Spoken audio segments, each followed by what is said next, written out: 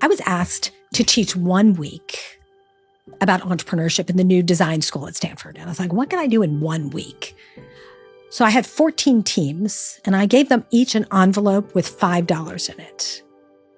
And I said, you can brainstorm as long as you want, but as soon as you open this envelope, you have 2 hours to make as much money as possible. What are you going to do?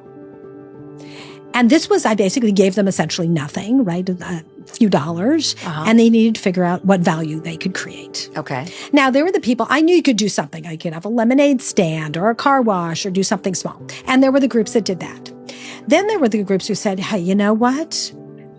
That $5 is a red herring. I don't need the $5. I've got all sorts of skills. And they set up a stand to pump bike tires in the middle of campus, and they made $200, and halfway through they said, hey, let's not charge people. Let's just ask for donations, and people paid them more. Or they made reservations at restaurants in Palo Alto, and with long lines. And as the reservation came up, they sold the reservations. Oh, to people waiting in line. Waiting people in line, yeah.